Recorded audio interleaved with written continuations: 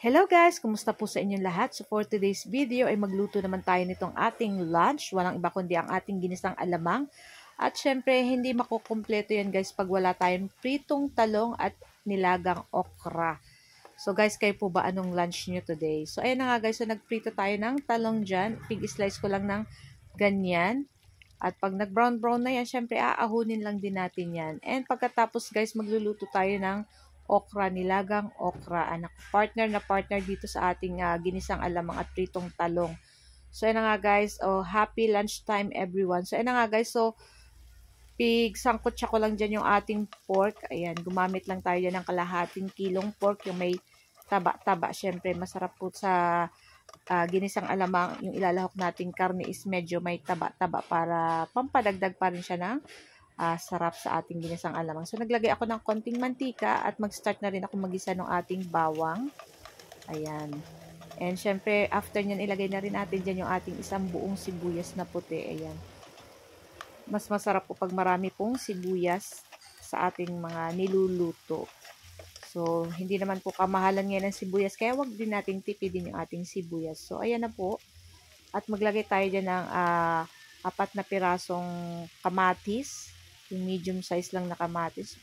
Much better po kung bibili kayo itong red na para talagang madali na siyang maluto at talagang malinamnam na siya guys pag niluto. So, ayan na nga.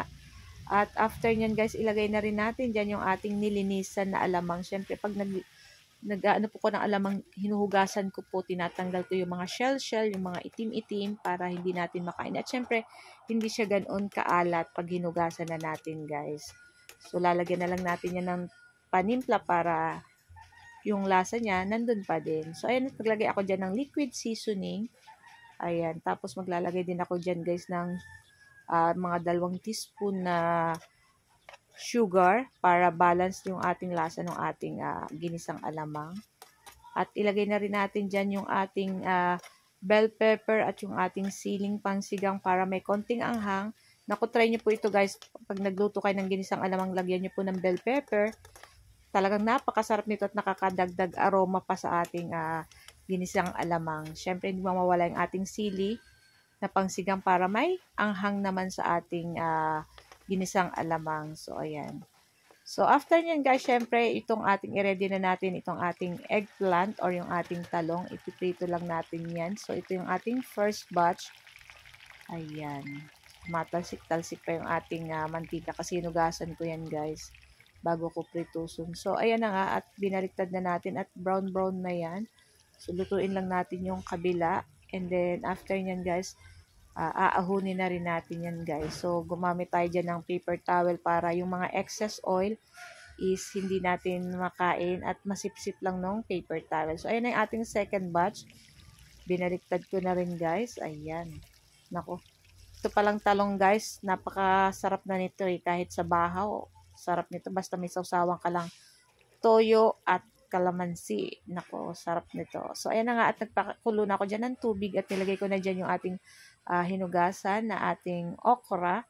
Tinakpan ko lang yan guys para mas madaling maluto yung ating okra. Siyempre, madali lang naman po yung maluto. Kaya, ayan, at i-check lang natin, tusok-tusukin natin. Pag medyo matigas pa, hayaan lang natin pa siyang maluto. Ayan. So, makikita nyo naman po pag malambot na, ayan, pwede na yan ahunin. So, ayan na nga at malambot na at ahunin na natin yan guys. So, guys, ayan ito lang po pala ang aming video today.